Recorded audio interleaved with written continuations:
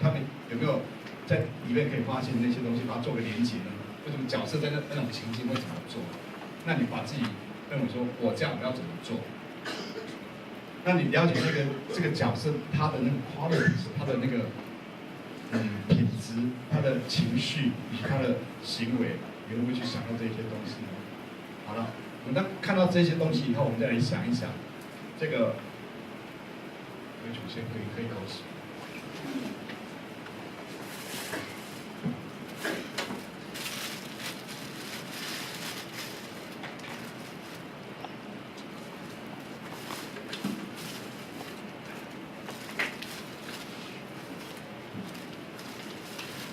他的小说叫重回巴比伦，这个巴比伦 ，OK， 巴比伦这个字，它本身就是巴比伦尼亚 ，OK， 巴比伦的一个城市的那个古城。这个古城里面，它是充满了物质追求，充满了物质追求，充满了追求那种精品，追求感官的快乐 （sensual pleasure），追求邪恶。也不需要追求，每个人都已经很邪恶了。OK， 所以我把故事很简单的讲一下，让大家，如果你有看过，让你回味一下；如果你没有看的话，也给你一个故事的大纲。你的下面在讲，你听不懂我在讲什么，那不太好玩。里面那个男主角 Charlie Wells 啊，就 Charlie Wells， 35岁的年纪，回到巴黎，从布拉格回到巴黎。然后他要在巴黎待4到5天，实际上那个巴比伦就是巴黎的一个代号，因为这小说它用了一些我们叫做象征，人都一定要象征的，所以我们活在象征的世界，我们甚至我们活在符号的世界里面。你会不会认为说你今天要来听这个演讲？你要怎么穿衣服？有没有穿了就再换？对，你不用举手 ，OK， 这是很私密的事情。那你为什么要换呢？黑色不要，今天应该穿蓝色，因为你认为说有人会盯着你看，所以你就先自我检查。那在这种情况之下呢，这就是一个象征。因为你觉得我今天心情好，我要穿红色的；我今天心情不好，我要穿灰色的。这样讲好，那它就是一个象征。青天白日满地红就是一个象征。你看到一个什么鞋子高跟鞋那个在门上面，这是女生厕所，那个象征。所有的东西都是一个 symbol。我们活在 symbol 里面，就活在一个符号里面，符号构成我们自己今天的这个样子。文字也是符号，初一十五拜拜也是符号。为什么不初2或16？我常问我妈，为什么要初一十五？她说，她骂我说，你唔知啦，你拱你那里唔知。我的妈妈就这样子拜的，我就这样子拜，从来不知道为什么。对，就说为什么要初一十五？我说初2、初3 ，why not？ 那就是不行。对，他拜一定要那些东西，那当然一定会有变动，一定每个时代有变动，可是他就不知道那个，其实那些都是符号。对于神要燃起香，跟神可以沟通，它是符号，应该就是符号。所以，我跟你讲，就是说，它里面那个巴比伦，它就是一个象征的一个符号，它代表巴黎，追求充满了物质、充满了感官的一个都市。那他回到了巴黎之前，就是为了要去看他的女儿，叫做 Honoria， 但这是到电影叫 Vicky， 他如果电影里面还叫做 Honoria， 大概观众没办法接受。好莱坞电影就这种样子，要通俗化。所以我刚刚讲说，如果美国的电影可以放到全世界大家都喜欢的话，因为美国有各式的人种。印度人也会喜欢，韩国人也会喜欢，日本人喜欢，台湾人喜欢，看不，因为他非洲人也会喜欢，就好像不是统一的，康师傅的泡面，全大陆的各个省份都喜欢，因为他是台湾做的，因为台湾有来自于全中国大陆各省不同的口味。他调出那个最中庸的口味，可以适合那个东西。所以美国就有这种能耐。那如果是好莱坞电影，如果还把你，因为很多人一念出来就是它是个拉丁文，它是 honor 的那个字的另外一种含义，所以它每个字每个名字都有一个象征意义在后面。如果他的女儿叫做，如果那很多人，然后如果你在电影里面，那我观众看就很拗口，就叫他弟弟，叫姐妹，然后找一个小女生，那个小女生看起来太老成了，这么小怎么会长出那么？你没有看那个电影，在 YouTube 可以看到，会讲出很老成的话，会做出很老成的动作，就是脱离他的年龄。可在那个年代里面看起来是很可爱的，那今天看起来就不太没有很适龄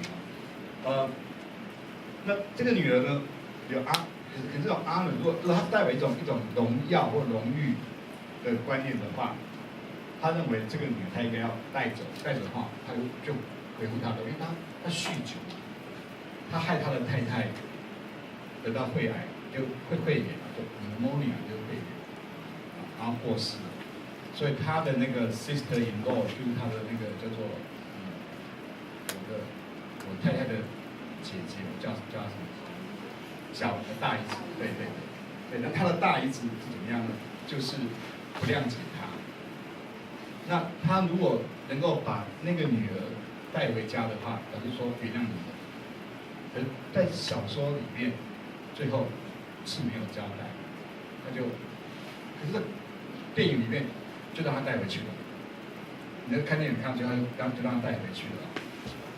所以电影是要迎合所有大众的口味，大家希望有一个美好的结局，这是一个那个 happy ending， 好莱坞式的一个快乐的结局所以我们可以看，他要重新把他的那个监护权拿回来，说他的 sister-in-law， 他的那个大姨子，他带到 Marion 这个字就是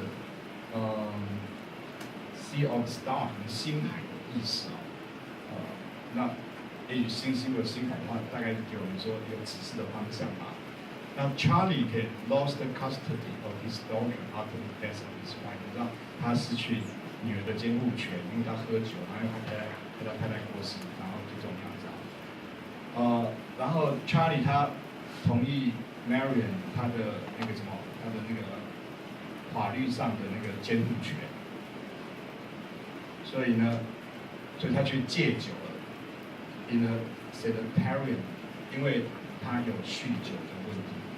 然后他后来就酗酒以后，每天读小说他会提到说，我一天只喝一杯酒，我会再喝多，我会这种样子讲。所以从那个小事情就知道他到底有没有改过向善。然后他似乎好像戒酒成功，然后很稳定，然后急着要把他的女儿带回来。然后他的女儿呢，就他住在他的那个年轻的家里，他邻居叫 Lincoln Peters， 在巴黎。那他女儿很可爱，是一个 lovely little girl of 9岁。然后 Marion Peters 就是他的那个大姨子，是他的就他的姐姐就没有。然后他的管他女儿的监护权。然后他一直怎么样呢 ？Marion 他一直都不 ，Marion 是 Maria 的那个他也可以当男生也当女生的名字，所以这个角色里面应该比较有如果男性跟女性的话，我们总会认为男性的那个意志力比较强，可能会有这样的一个暗示。他无法改变，他对于 Charlie 一直都对他不信任，所以不愿意把监护权还给他。那他们家是住在那个巴黎这个卢拉汀的地方，他们有2个小孩，这个不重要。另外最后2个人物就是那个谁，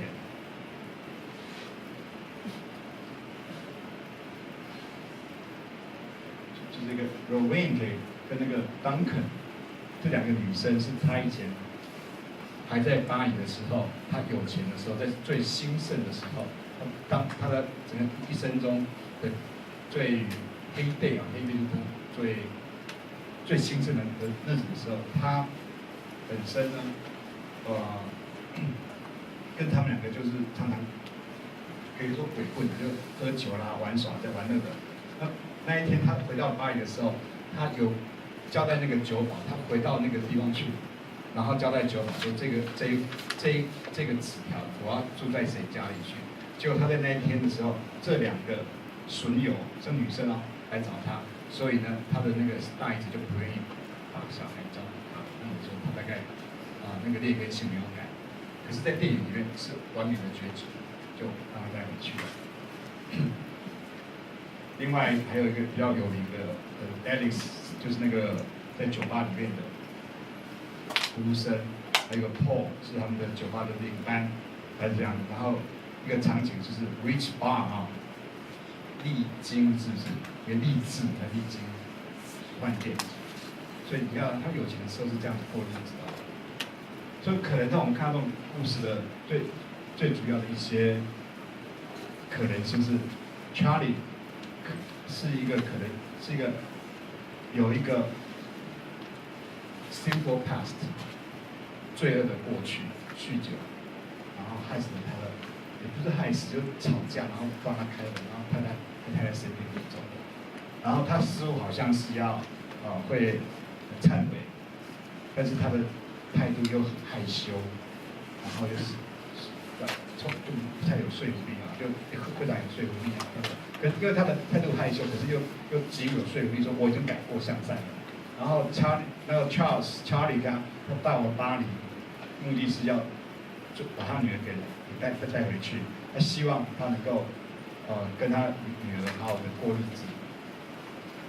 最后呢 ，Charlie 呢恐怕没有得到他的女儿。